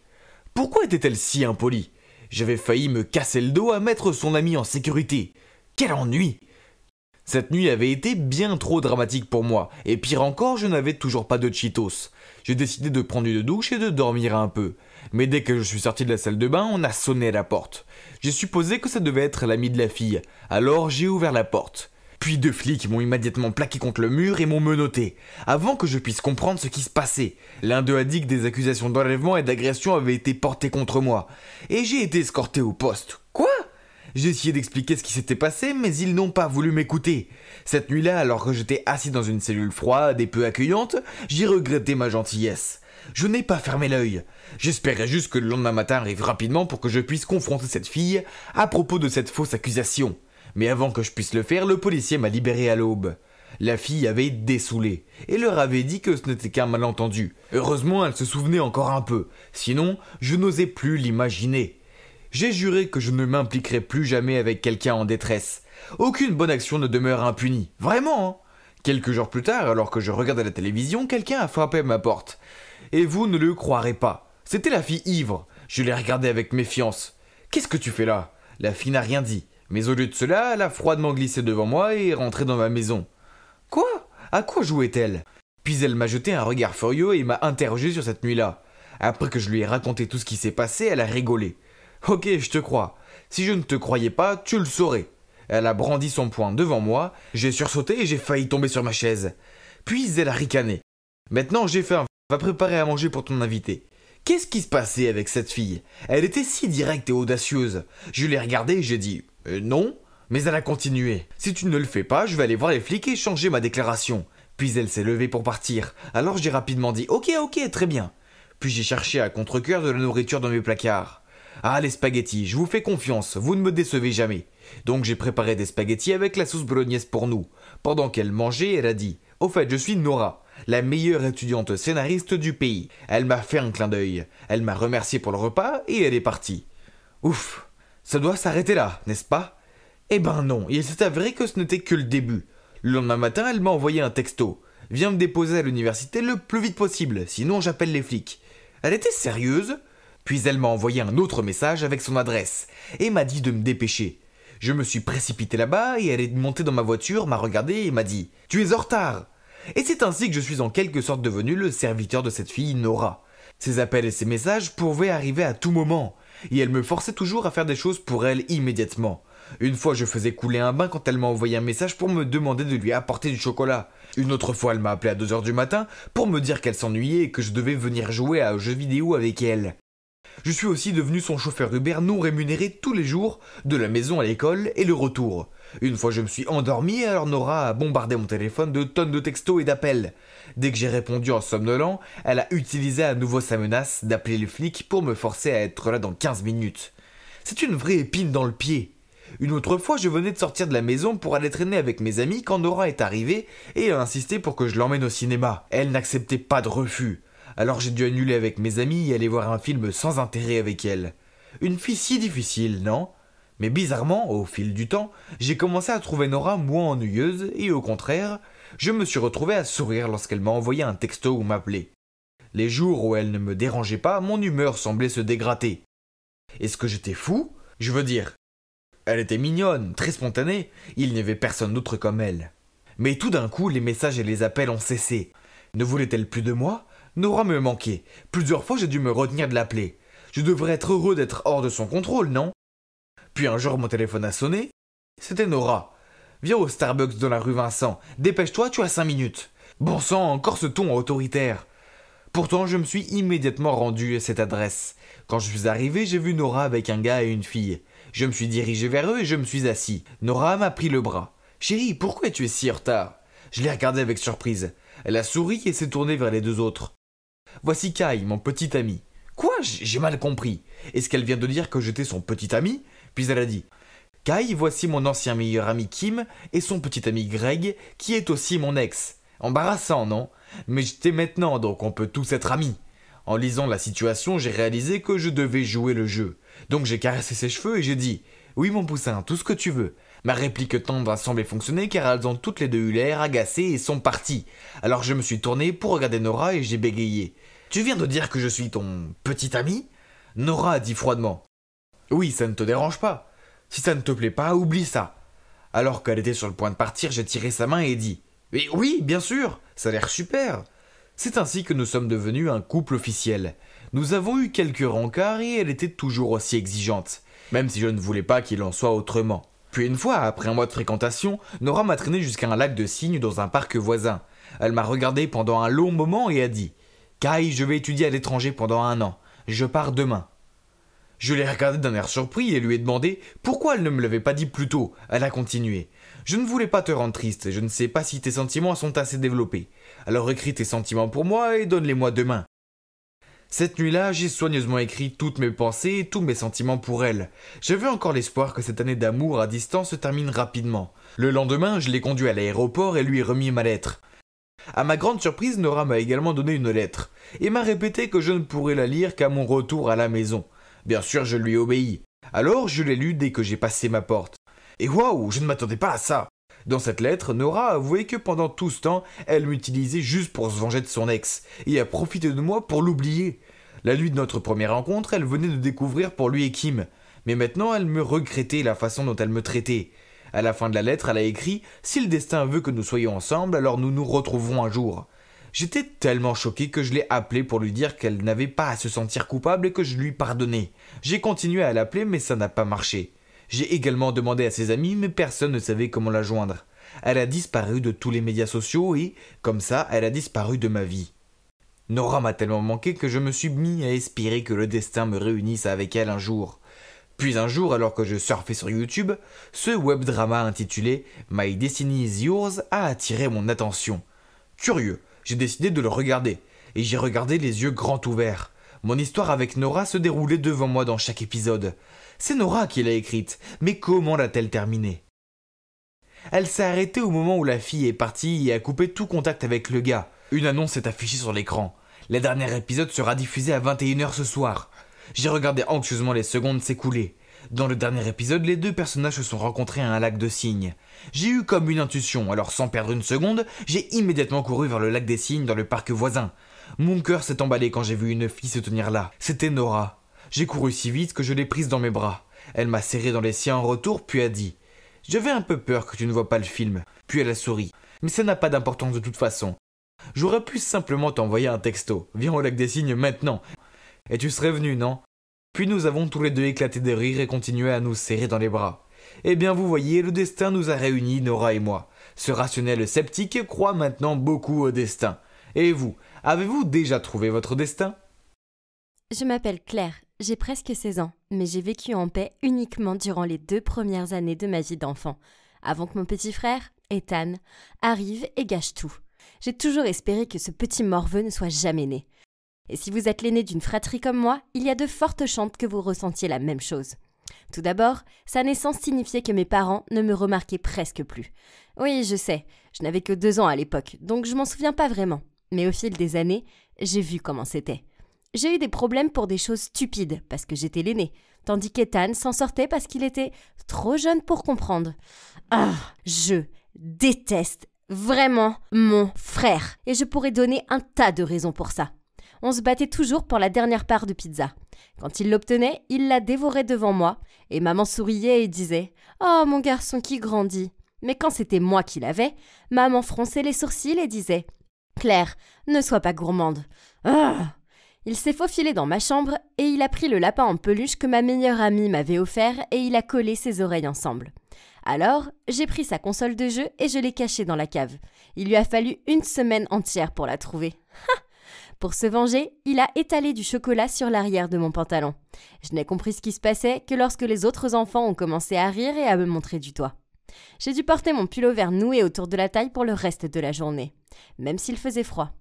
Je me suis donc vengée en frottant des orties sur son oreiller. Le lendemain matin, son visage était tout rouge et il n'arrêtait pas de se gratter. C'était vraiment drôle. C'était aussi le jour d'un photoshoot et un maquilleur a passé des heures à le maquiller pour masquer les rougeurs. Et il avait l'air ridicule. Vous voyez, mon père est un politicien. Alors parfois, nous devons apparaître dans des photoshoots où nous ressemblons à une famille soudée et harmonieuse. Comme si c'était vrai. Je pouvais faire semblant pour les caméras, mais en réalité, j'avais juste envie de botter les fesses de mon frère. On ne s'entendait pas du tout. C'est un vrai morveux. Donc, je suppose que se faire des farces l'un à l'autre était notre stratégie d'adaptation. Je veux dire, hey, c'est pas facile de vivre avec quelqu'un que vous détestez. Nos farces arrivaient si souvent que nos parents nous laissaient faire. Cependant, il y a une chose qui terrifie Ethan. Tout a commencé quand il avait 8 ans et que papa regardait The Walking Dead. Ethan et moi sommes entrés dans la pièce au moment où il y avait une scène de zoom avant dans laquelle un zombie était en train de se nourrir frénétiquement. Comme je suis une fille courageuse, j'ai trouvé ça intéressant et je me suis assise pour le regarder avec papa. Mais mon frère étant une mauviette, il a crié, s'est enfui de la pièce, s'est caché sous le lit de nos parents et il a fondu en larmes et a refusé de sortir de là pendant 2 heures parce qu'il était convaincu qu'il était choisi quand il a vu le zombie et que les autres zombies allaient l'attraper. Je tiens alors son talon d'Achille. Alors, peu de temps après, quand il a fait tomber mon tout nouveau casque d'écoute dans les toilettes, ce qui m'a obligée à mettre ma main dedans pour le ramasser, j'ai décidé de me venger de lui. Et heureusement pour moi, Halloween, très proche. Parfait. J'ai regardé des tutoriels de maquillage sur YouTube et je me suis exercée sur mes amis. Puis, le jour d'Halloween, je me suis transformée en un zombie vraiment effrayant. J'ai caché la caméra dans sa chambre et je suis entrée dans son placard et j'ai fait des bruits de grognement et de gémissement. Quand il a ouvert la porte du placard, j'ai sauté sur lui et je l'ai plaqué au sol. Oh mon Dieu, il a crié si fort qu'il a fait pipi dans son pantalon. Et maintenant, toutes ces années qui suivent, j'ai gardé la vidéo pour le faire chanter avec.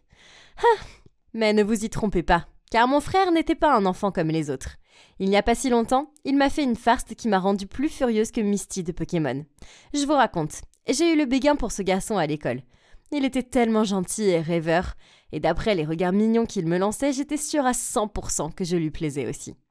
La Saint-Valentin semblait être le jour idéal pour exprimer mes sentiments à son égard.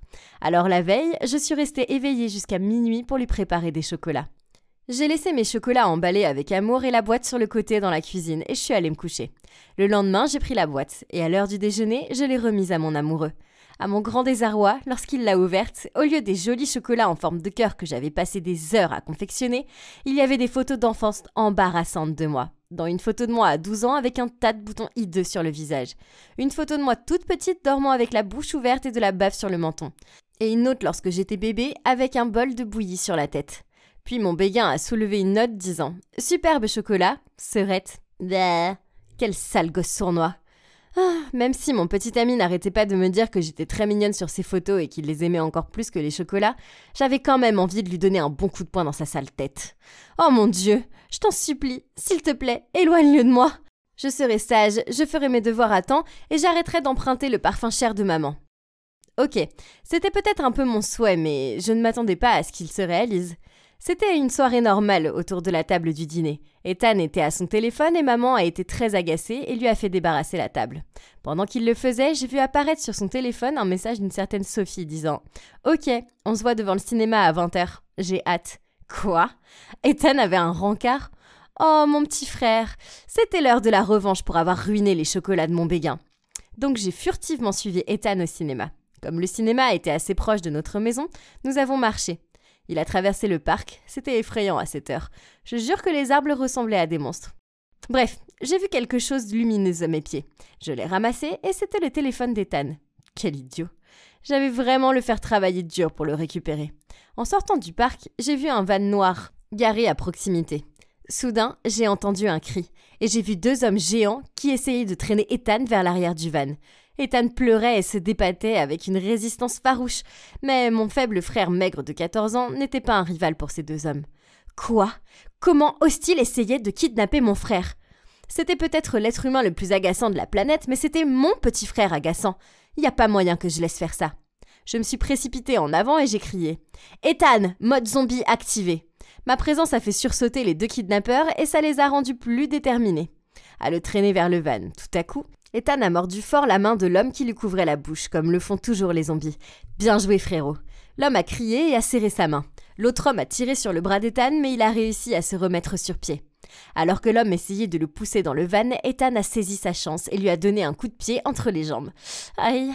Pendant ce temps, j'ai appelé les flics et je leur ai demandé de venir rapidement. Puis j'ai vu le crétin à la main mordue s'apprêter à attraper Ethan à nouveau. Alors j'ai crié de toutes mes forces. « Ethan! Cours !» Il a sprinté dans le parc et l'homme mordu l'a suivi. C'était exactement une poursuite de zombies dans la vie réelle. Ah. Soudain, j'ai senti des bras m'attraper autour de la taille. Oh non, c'était l'autre gars. Il m'a dit « Je suppose que tu vas devoir venir aussi », avant de me soulever et de me mettre à l'arrière du van. J'ai crié et j'ai essayé de le frapper et de lui donner des coups de pied, mais il était trop fort. Il m'a jeté à l'arrière du van, mais avant que je ne puisse y entrer, j'ai enfoncé la porte de la camionnette et l'ai rapidement verrouillée de l'intérieur pour l'empêcher de rentrer. Heureusement pour moi, ce n'était pas lui, mais le type qui poursuivait Ethan qui gardait la clé. C'était si effrayant quand le kidnappeur n'arrêtait pas de me crier dessus dehors, mais j'avais encore plus peur en pensant qu'Ethan pouvait être blessé quelque part dehors. Puis soudain, j'ai entendu sa voix. « Hé, arrête !» S'est-il fait prendre ? J'ai regardé dehors pour voir le contraire. Ils couraient vers moi, après 2 policiers. Ils tenaient leurs armes pour maîtriser le type qui se tenait près de la camionnette. Ethan était en sécurité. Et il est revenu pour moi. J'ai ouvert la porte et j'ai sauté dans ses bras. Oh, zappons plutôt cette partie. J'ai la chair de poule chaque fois que je me rappelle cette nuit larmoyante. Ethan et moi avons suivi les policiers et avons vu l'autre kidnappeur menotté à un arbre, luttant avec des moustiques avec son seul bras libre dans l'obscurité. La police m'a dit que pendant le trajet vers le van, Ethan n'arrêtait pas de se plaindre de la lenteur et du manque de professionnalisme des policiers qui auraient dû venir me sauver en premier. Mon garçon s'entêtait à dire « Je peux me sauver tout seul, mais pas cette mauviette ». Cet idiot ne pouvait certainement pas imaginer qu'il avait une grande sœur merveilleuse comme moi. Nos parents se sont précipités au commissariat pour nous voir. Et ouais, encore une fois, on a pleuré. Il s'est avéré que le rival de mon père avait engagé le type pour kidnapper Ethan afin de l'utiliser pour faire chanter mon père. Et je n'ai pas bien compris toute la situation. Et peut-être qu'après ça, je regarderai plus de films politiques. Mais maintenant, grâce à Dieu, nous étions en sécurité. J'ai peut-être souhaité que mon frère disparaisse, mais quand j'ai vraiment failli le perdre pour toujours, eh bien, je dois admettre que ça m'a fait peur. Et il s'avère qu'il ressentait la même chose pour moi aussi. C'est fou, hein ? Bien sûr, on se fait toujours quelques farces. Sinon, on ne serait pas nous-mêmes. Mais j'ai réalisé quelque chose. Il est peut-être le plus agaçant des morveux, mais c'est toujours ma famille, et je l'aime tellement. Cependant, je suis sûre qu'il y aura toujours des moments où je détesterai mon petit frère agaçant. Comme maintenant, alors que je me suis assise dans ma chambre en train de vous raconter mon histoire, je suis sûre que je l'entends ricaner derrière ma porte. Quelle est la probabilité que je l'ouvre et que je finisse avec un seau d'eau froide sur la tête ou quelque chose comme ça ? Tout ça parce que j'ai dit à maman qu'il avait une petite amie. C'est dommage, petit frère. Il n'y a aucune chance que tu aies le dessus sur cette reine des farces. Hey, c'est Denise. Je suis juste une étudiante ordinaire de 19 ans qui vit loin de chez elle pour la première fois. Je ne peux pas nier que je me sens parfois seule et que j'ai souvent le mal du pays. Mais ce n'est pas grave, car j'ai Xavier, mon petit ami qui m'aime. Bon, oui, sa famille est aisée. Alors il m'emmène toujours dans des endroits sympas et m'achète de beaux cadeaux. Il y a quelques mois, il m'a même demandé d'emménager avec lui dans le manoir de sa famille. Et j'ai accepté. Mais ne vous méprenez pas, je ne suis pas du tout une chercheuse d'or. Je n'avais juste pas d'autre choix. Tout a commencé une nuit où des voleurs se sont introduits dans mon appartement pendant que je dormais. C'était terrifiant. Je savais qu'ils saccageaient mon salon et volaient ma télévision et mon ordinateur portable. Mais j'ai préféré rester cachée pour me protéger. Après ça, je ne voulais plus du tout rester seule à la maison. Et Xavier était aussi inquiet pour moi. Alors un soir, il m'a dit « Denise, je pense que tu devrais venir vivre avec moi. Au moins, jusqu'à ce que tu trouves un colocataire. » Waouh, je ne m'attendais pas à ça, mais je suppose que c'était logique. Je me suis sentie un peu mal à l'aise à ce sujet, car je suis allée chez lui, ou devrais-je dire, dans le manoir de ses parents plusieurs fois. Et bien qu'il y ait beaucoup d'espace, et que ses parents m'adorent, je ne voulais pas avoir l'impression de m'incruster. Sentant mon hésitation, il a continué. J'ai expliqué la situation à mes parents, et ils sont d'accord avec ça. Je lui ai souri, et j'ai répondu « Bon, d'accord, mais ce ne sera que temporaire. » Avant d'emménager avec Xavier et sa famille, je me sentais très anxieuse. Je ne savais pas si je serais capable de m'adapter à leur style de vie, et je ne voulais pas contrarier ses parents.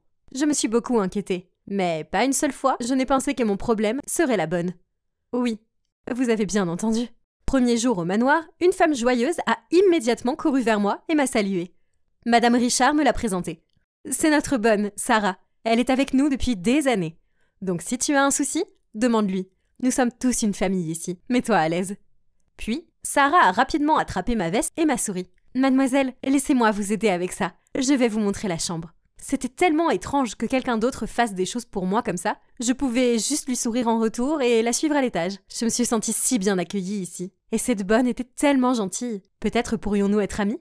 Mais soudain, un bruit sourd a coupé mes pensées. C'était Sarah. Elle avait jeté ma valise sur le sol. Puis avait dit « Mais qu'est-ce que tu as là-dedans? Porte-la toi-même. Ta chambre est au bout du couloir à gauche. » Puis, elle est partie. Qu'est-ce que c'était? Ai-je fait une bêtise?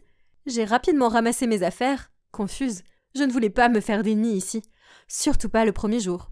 Donc, après avoir déballé mes affaires, je suis descendue à la cuisine pour l'aider à préparer le dîner. Elle était toujours aussi grincheuse à mon égard, et m'a dit de dégager car je ne ferais que la gêner. J'ai persisté, car je voulais vraiment me défaire des préjugés qu'elle avait à mon égard. Finalement, elle a cédé, et a dit « Bien, tu veux aider? Va couper tous ces oignons en dés. » Oui, bien sûr, mais tout cela, lui ai-je demandé en regardant fixement le panier plein d'oignons. Tu vas m'aider ou pas? Dit-elle sèchement. J'ai répondu D'accord, ne t'inquiète pas, je vais le faire. J'ai essayé d'entamer une conversation avec elle, mais elle s'est contentée de lever les yeux au ciel. Pendant ce temps, les oignons me faisaient souffrir, mes yeux brûlaient et mes larmes coulaient. Aïe! Quand j'ai enfin terminé, elle a regardé mes yeux gonflés et m'a dit « Si tu es si contrariée de vivre ici, tu n'as qu'à partir. »« Ce sont les oignons, lui ai-je dit. Elle a souri en me les enlevant, puis s'est dirigée vers la poubelle et les a jetés en disant « Tu as mis trop de temps. Je n'en avais plus besoin. » Quoi? Mon visage s'est assombri, mais j'étais bien trop épuisée pour me quereller avec elle de toute façon. C'est alors que Xavier et ses parents sont descendus pour le dîner. Sarah a rapidement dressé la table et m'a appelée avec un grand sourire en me tirant une chaise. « Mademoiselle Campbell, veuillez vous asseoir, le dîner est prêt. » Était-elle sérieuse? Je n'arrivais pas à suivre son changement constant de personnalité. Après le dîner, j'ai approché Sarah pendant qu'elle faisait la vaisselle. « Écoute, je suis désolée, mais est-ce que j'ai fait quelque chose qui t'a contrariée? »« Oui, tu l'as fait. Tu te promènes comme si tu étais la maîtresse des lieux, mais tu n'es rien d'autre qu'un parasite, et je ne te laisserai pas t'introduire dans ma maison. » Avant que je n'ai eu le temps de comprendre ces mots, elle a attrapé une assiette en marbre d'apparence coûteuse et m'a souri en la faisant tomber sur le sol. Puis, avec un morceau de l'assiette brisée, elle s'est rapidement tranché la main et a crié à haute voix. « Mademoiselle, je suis vraiment désolée de vous vexer, mais vous n'auriez pas dû casser ça, c'est l'assiette préférée de Monsieur Richard. » En entendant le bruit du fracas, tout le monde s'est rapidement rassemblé dans la cuisine et m'a fixé pour obtenir des réponses. J'ai immédiatement expliqué « Non, ce n'est pas comme ça. » Mais Madame Richard a dit « C'est bon, aidons d'abord Sarah. » Puis elle l'a conduite à la trousse de secours. J'ai attrapé le bras de Xavier. « Bébé, je n'ai vraiment pas fait ça. » Il m'a rassurée avec un sourire. « Denise, ne t'inquiète pas pour ça. Tu ne comprends pas, Sarah l'a fait exprès et m'en a voulu. » Il a ri, comme s'il venait d'entendre quelque chose de ridicule, puis a dit « Pas du tout, je parie que c'était juste une sorte de malentendu. Sarah est vraiment gentille. Ne t'inquiète pas, vous allez devenir proches en un rien de temps. Maintenant, laisse-moi nettoyer ce désordre. Va te détendre. » Je me suis sentie frustrée et fatiguée, mais je suis retournée à contre-cœur dans ma chambre. Cette fille était vraiment sur mon dos. Mais pour quelle raison? Au cours des semaines suivantes, sa vendetta contre moi a continué. Elle a lavé mes vêtements blancs avec des vêtements de couleur. Puis, elle a intentionnellement jeté mes affaires et a fait croire qu'elle les avait prises pour des déchets en nettoyant ma chambre. Elle a mis des flocons de piment très forts dans ma nourriture. Puis, s'est précipitée avec un verre d'eau quand j'ai commencé à m'étouffer. Et ainsi de suite. Pire encore, Xavier et ses parents ne voulaient pas entendre un seul mot négatif à son égard. Ils étaient complètement inconscients de sa folie. Je ne comprenais pas pourquoi elle me détestait autant. Était-elle jalouse de moi? Ou quelque chose du genre? Oh, d'accord. Si elle voulait jouer avec moi, alors c'est parti. J'ai donc décidé de l'espionner pour la prendre en flagrant délit et montrer à tous sa vraie nature. Ma chance de la démasquer est finalement arrivée. Je passais devant sa chambre et je l'ai vue tenir une montre. Je l'ai reconnue. C'était celle de Monsieur Richard. Elle avait l'air louche en la mettant dans son tiroir et en la cachant sous ses vêtements. Ha ha! Je l'ai eue. J'ai rapidement couru dans le jardin pour trouver Madame Richard et j'ai réussi à la persuader de m'accompagner dans la chambre de Sarah. Sarah est restée là, l'air innocente, pendant que Madame Richard vérifiait son tiroir. Mais la montre n'y était pas. Et à la place, nous l'avons trouvée intacte sur le meuble lavabo de la chambre principale. Hein? À ce moment-là, Sarah a soudainement éclaté en sanglots. « Madame, je ne vous volerai jamais, vous le savez. J'ai fait tout ce que j'ai pu pour satisfaire Mademoiselle Campbell, mais elle veut me pourrir la vie. Oh mon Dieu, ces larmes de crocodile! N'avait-elle pas honte? » J'ai essayé de m'expliquer à Madame Richard, mais elle a levé la main et m'a dit qu'elle ne voulait rien entendre. Je voulais me racheter. Alors le lendemain matin, j'ai préparé le smoothie et le petit déjeuner préféré de Madame Richard pour elle. J'ai tout disposé joliment sur la table à manger. Puis, je suis montée la chercher, en souriant à Sarah en passant. Madame Richard semblait heureuse de ce geste. Mais 1 heure plus tard, elle m'a dit qu'elle ne se sentait pas bien. Elle se tenait l'estomac en me regardant fixement et m'a accusée d'avoir empoisonné sa nourriture. Quoi? Quelle frustration! Et Xavier n'était même pas à la maison pour que je puisse lui parler. Alors, je suis allée à la cuisine pour vérifier la date de péremption de tout ce que j'avais utilisé. Mais je vous jure, tout était frais. J'ai même fouillé dans la poubelle pour vérifier la brique de lait utilisée. C'est là que j'ai vu des graines de sésame. C'est étrange, car je savais que Madame Richard était allergique à ces graines, donc nous n'en avions jamais à la maison. C'était forcément Sarah. Elle a dû les mettre dans le petit déjeuner pendant que je n'étais pas dans la pièce. Plus tard dans la journée, Madame Richard se sentait mieux. Je suis allée la voir et je lui ai dit que je partais, à une condition. Puis, je l'ai persuadée de venir dans ma chambre et de se cacher dans mon armoire. À ce stade, je pense qu'elle était prête à faire n'importe quoi, juste pour me faire sortir de chez elle. Puis, j'ai appelé Sarah pour m'aider à emballer mes affaires. Elle est entrée dans ma chambre avec un sourire arrogant et a renversé le carton contenant mes affaires. Puis elle a dit « J'allais finir par gagner !» J'ai répondu « Bien, tu as gagné. Mais avant de partir, je veux te demander quelque chose. Tu as mis des graines de sésame dans le petit déjeuner que j'ai préparé pour Madame Richard, n'est-ce pas ?» Sarah a regardé autour d'elle pour vérifier qu'il n'y avait personne d'autre, avant de me faire un sourire et de me dire « Oui, c'était moi. Pendant que tu faisais de la lèche à Madame Richard, j'en ai broyé quelques-uns et je les ai mélangés au smoothie dégoûtant que tu as fait. Oh, j'ai aussi fait semblant de voler la montre parce que je savais que tu m'espionnais. Bon sang, tu as rendu ça tellement facile. » « Mais pourquoi ?» j'ai demandé. « Mais pourquoi ?» Elle a imité ma voix. « Parce que c'est ma famille. Je vis ici depuis des années. Tu ne peux pas te montrer toute jolie et insouciante et attendre de tout avoir et me pousser hors de ma propre maison. Je n'ai jamais voulu te mettre dehors. Je voulais juste être ton amie. Oui, c'est ça. C'est ma mine d'or, pas la tienne. Tôt ou tard, tout cela sera à moi et Dieu sait que je le mérite. J'ai supporté cette famille ennuyeuse et un salaire médiocre pendant des années. Monsieur Richard a toujours rêvé d'avoir une fille. Mais non, il est coincé avec son imbécile de fils. Ce n'est qu'une question de temps avant qu'il ne se rende compte que je peux être la fille dont il rêvait. Ou maintenant que tu ne seras plus là, ce sera facile pour moi de piéger Lucas en ayant son bébé. Dans tous les cas, le gagnant, c'est toujours moi. Soudain, les portes de l'armoire se sont ouvertes et Madame Richard, furieuse, en est sortie. Elle a tiré les cheveux de Sarah et l'a traînée hors de la pièce. Waouh! Qui aurait cru que la gentille Madame Richard pouvait être si méchante? Je suppose que tout le monde a une face cachée. Bref, cela a prouvé mon innocence et Sarah a été virée sur le champ. Puis Madame Richard s'est excusée auprès de moi et a insisté pour que je reste avec eux. Je l'ai remerciée pour son offre, mais j'ai poliment refusé, car je me sentais prête à partir et à emménager avec mon amie. J'étais simplement soulagée qu'elle ait appris la vérité, et que Sarah soit partie une fois pour toutes. Donc, Lucas et moi sommes toujours ensemble, et très heureux. Oui, c'était énervant qu'il ne m'ait pas cru au départ, mais c'était un gars tellement gentil et confiant qu'il ne s'attendrait jamais à ce que quelqu'un soit capable de choses aussi horribles. Mais bon, c'est toujours une des nombreuses raisons pour lesquelles je l'aime. Quant à ses parents, je leur rends encore parfois visite. Je cuisine même pour eux de temps en temps. Mais heureusement, il n'y a plus d'incidents liés aux graines de sésame. Et il n'y a plus de bonnes folles à affronter. Ouf!